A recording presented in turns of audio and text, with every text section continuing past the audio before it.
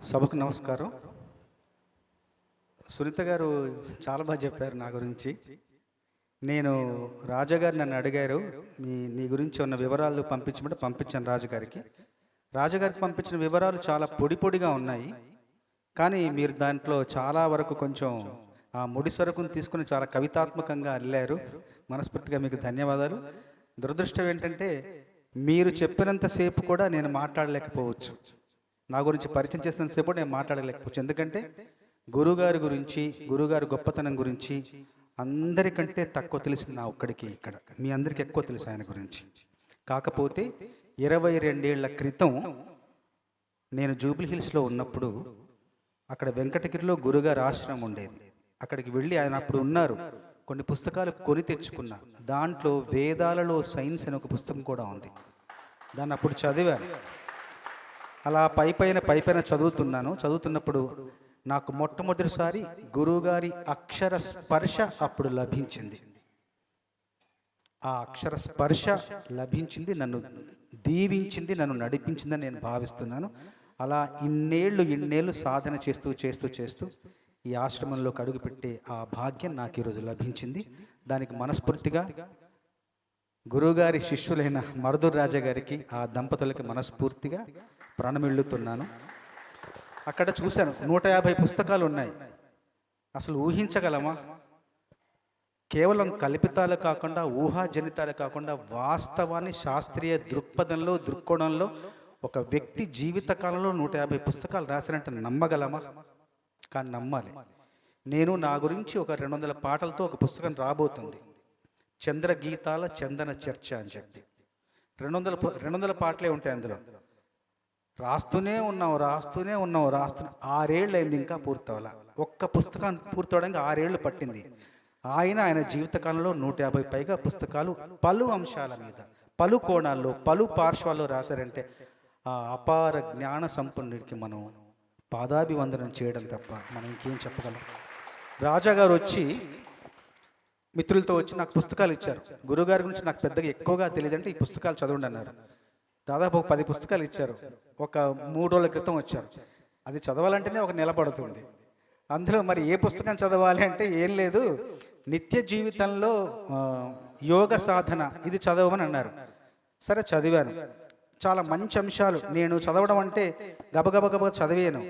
మెల్లిగా అలా నములుతూ జీర్ణం చేసుకుంటూ మెల్లిగా చదువుతాను. ఒక్కొక్క వాక్యం చదువుతాను, అండర్లైన్ చేసుకుంటాను, గుర్తుపెట్టుకుంటాను, మళ్ళీ పునశ్చరణ చేస్తూ ఉంటాను.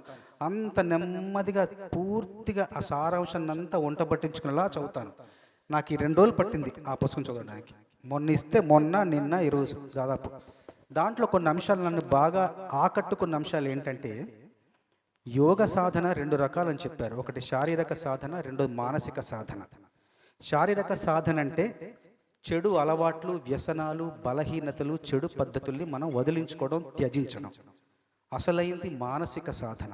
మానసిక సాధన అంటే మనసును పవిత్రం చేసుకోవడం, విష సంస్కారాలను, విష బీజాలను నిర్మూలన చేయడం. దాని ద్వారా మనసు పవిత్రమవుతుందన్నాడు. ఈ మనసు పవిత్రం అవ్వడం అన్నదే చాలా చాలా కఠినమైన విషయం. మనసు పవిత్రం ఎలా అవ్వాలనే దానికి భగవద్గీతలోని విషయాన్ని ఆ ప్రతీకను చెప్పారు. శరీరం అనేది రథం అన్నారు, ఇంద్రియాలు అనేవి గుర్రాలు. ఈ ఇంద్రియాలన్న గుర్రాలను కళ్ళం వేసేది ఏంటంటే మనసు కళ్ళెం వేస్తుంది అన్నారు. మరి ఈ మనసు ఎవరి స్వాధీనంలో ఉంటుంది? మనసును నియంత్రించడం ఎలా అంటే ఊపిరిని స్వాధీనపరచడం ద్వారా మనసు నియంత్రణలోకి వస్తుందని రాశారు. ఇక్కడ ఊపిరి గురించి గొప్ప మాట చెప్పారు. మనిషి జీవితం ఎప్పుడు మొదలవుతుందంటే గుండె కొట్టుకోవడంతో మొదలు కాదంట, రక్త ప్రసరణ జరగడంతో మొదలు కాదంట, ఆలోచనలు రావడంతో మొదలు కాదంట. మరి ఎప్పుడు మొదలవుతుందంటే ఊపిరి ఎప్పుడు తీసుకోవడం మొదలెట్టామో అప్పుడు జీవితం మొదలవుతుందని రాశారు. అంటే ఊపిరి తీసుకోవడంతో మొదలైన జీవితం ఊపిరి పోవడంతో జీవితం ముగిసిపోతుంది. 2 ఊపిరిల మధ్య ఉన్నదే జీవితం. చాలా జాగ్రత్తగా గమనించాల్సిన విషయం, 2 ఊపిరిల మధ్య ఉన్నదే జీవితం. 2 ఊపిరిల మధ్య ఉన్న జీవితంలోని ఆ మధ్యలో ఉన్న ఊపిరిని పట్టుకుంటేనే ఆ జీవితం అంతా అద్భుతంగా ఉంటుంది. ఊపిరిని పట్టుకోవాలా, ఊపిరిని నియంత్రించుకోవాలా, అది ప్రాణాయామం అంటూ 2 రకాల ప్రాణాయామాలు చెప్పారు. ఒకటి గమనిక, ఇంకొకటి ఎరుక. గమనిక అంటే రోజు 10 నిమిషాలు 15 నిమిషాల్లో ఒక చోట కూర్చొని ఉచ్ఛ్వాస నిశ్వాసాలని కేవలం గమనిస్తూ ఉండాలి.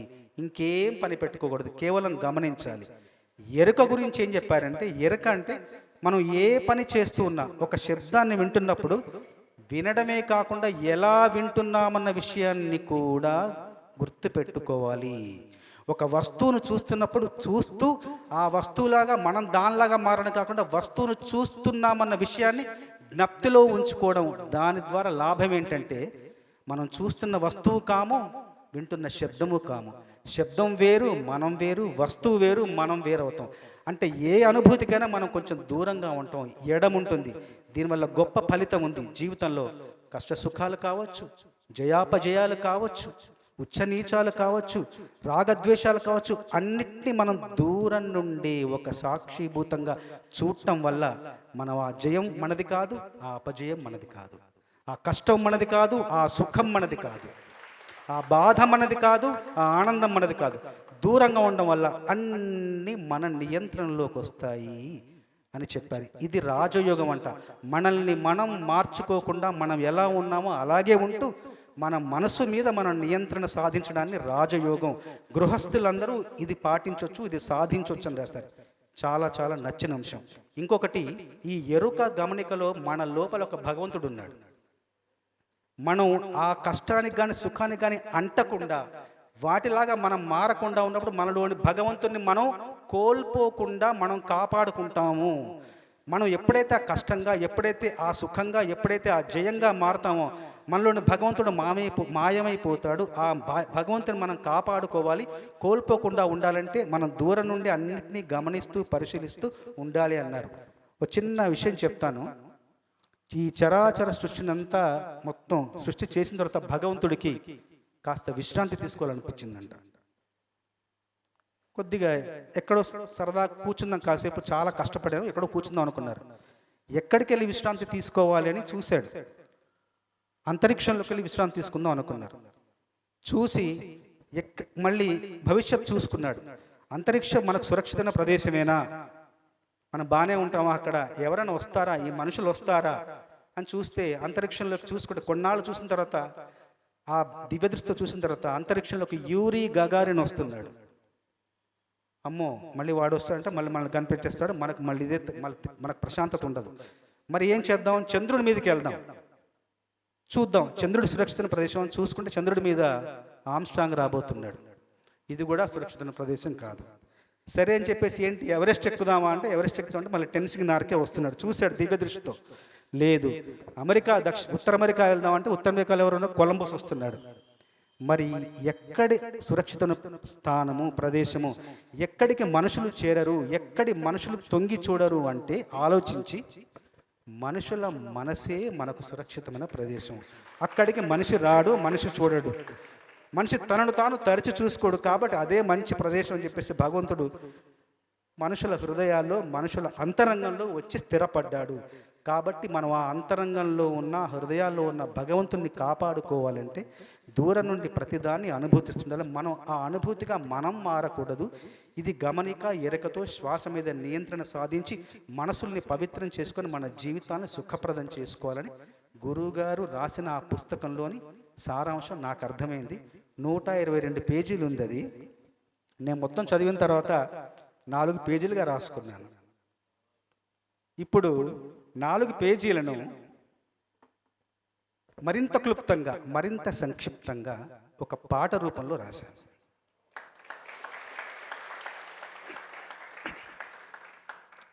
యోగ సాధన, యోగ సాధన, దేహానికి సాంత్వన, యోగ సాధన, ప్రాణానికి లాలన, యోగ సాధన, మౌనంలో కీర్తన, యోగ సాధన, మనకే మన ప్రార్థన, యోగ సాధన,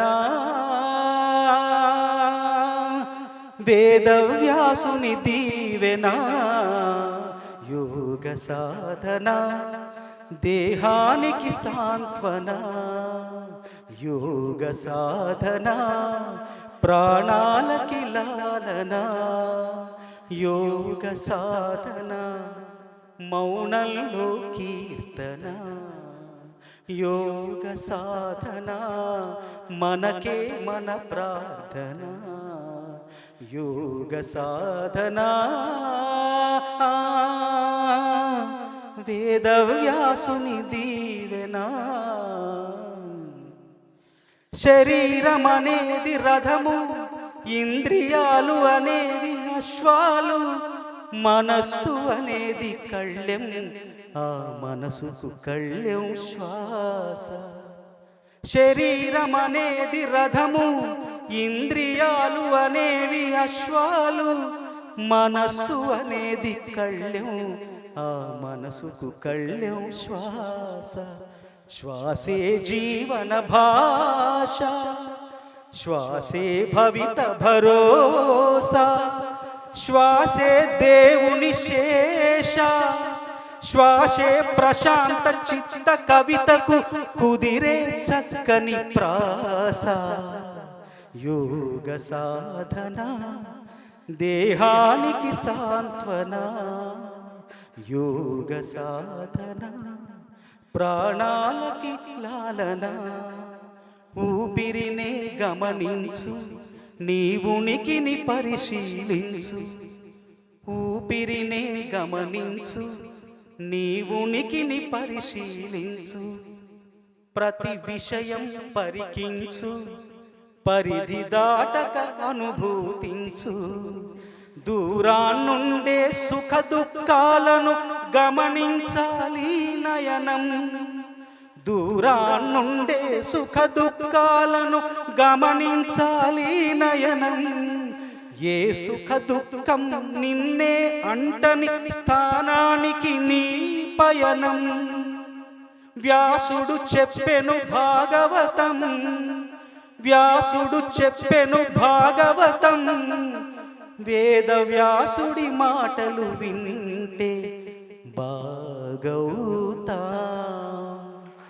యోగ సాధన దేహానికి సాంత్వన, యోగ సాధన ప్రాణాలకి లాలన, యోగ సాధన మౌనంలో కీర్తన, యోగ సాధన మనకే మన ప్రార్థన, యోగ సాధన.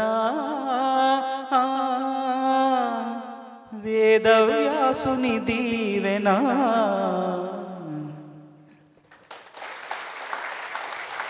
ఇలా గురువుగారి సందేశాన్ని చక్కగా సంగీతాత్మకంగా మలిచి పాడే నాకు అవకాశం లభించినందుకు మనస్ఫూర్తిగా పెద్దలందరికీ ధన్యవాదాలు తెలియజేసుకుంటూ, నన్ను ఈ కార్యక్రమానికి ఆహ్వానించిన మరుధురి రాజా దంపతుల గారికి ఇద్దరికీ నా ప్రణామాలు తెలియజేసుకుంటూ, మళ్ళీ అవకాశం సందర్భం ఉంటే ఇలాంటి కార్యక్రమాలకు వచ్చి ఇంకొంత జ్ఞాన సముపార్జన చేసుకోవాలని నాకు తహతహలాడుతుంది నా మనసు. సంతోషం.